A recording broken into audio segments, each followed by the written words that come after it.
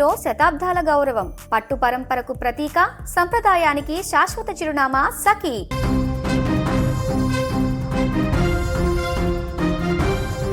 ఆ ఇల్లు ఒకప్పుడు నవ్వులతో కళకళలాడేది. ఇద్దరు చిన్నపిల్లల అల్లరితో ఆ ప్రాంగణం ఎంతో మురిసిపోయేది. కానీ ఇప్పుడు అక్కడ వినిపిస్తున్నది కేవలం మౌనం, ఒక భయంకరమైన నిశ్శబ్దం. ఖమ్మం నగరం నడిబొడ్డున మామిళ్ళగూడెంలో ఒకే కుటుంబానికి చెందిన ముగ్గురు మరణించిన ఉదంతం మిస్టరీగానే మిగిలిపోయింది. ఒకే కుటుంబంలో ముగ్గురు ఒక్కొక్కరుగా లోకాన్ని వదిలి వెళ్ళిపోతుంటే ఆ ఇంట్లో ఏం జరిగిందో చెప్పే సాక్ష్యమే లేకుండా పోయింది. అసలు ఆ 4 గోడల మధ్య ఆ రాత్రి ఏం జరిగింది? ఇది ఆత్మహత్యలా లేక మరేదైనా కుట్ర ఉందా? విధి ఆడిన వింత నాటకంలో ఆ కుటుంబం ఎందుకు బలైపోయింది?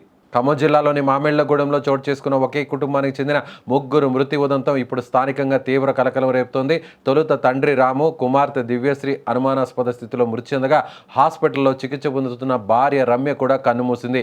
2 రోజుల క్రితం రాము, దివ్యశ్రీ విగత చెవులుగా పడి ఉండగా రమ్య చిన్న కుమార్తె రితిక అపస్మారక స్థితిలో కనిపించారు.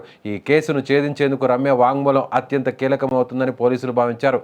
అయితే ఆమె స్పృహలోకి వచ్చినట్లు కనిపించినా పోలీసులు ప్రశ్నించినప్పుడు పొంతన లేని సమాధానం చెప్పింది. సాయంత్రానికి ఆమె ఆరోగ్యం క్షీణించి మరణించడంతో కేసు దర్యాప్తు క్లిష్టంగా మారింది. అయితే ప్రస్తుతం 3 ఏళ్ల చిన్నారి రితిక మాత్రమే హాస్పిటల్లో చికిత్స పొందుతోంది. మరణాలకు గల కారణాలపై పోస్ట్ మార్టం నివేదికలోనూ స్పష్టత రాకపోవడం గమనార్హం. దీంతో పోలీసులు మృతుల శరీర భాగాల నమూనాలను ఫోరెన్సిక్ సైన్స్ ల్యాబ్కు పంపించారు. కుటుంబ కలహాల లేక ఆర్థిక ఇబ్బందుల అనే కోణంలో విచారణ జరుగుతోంది.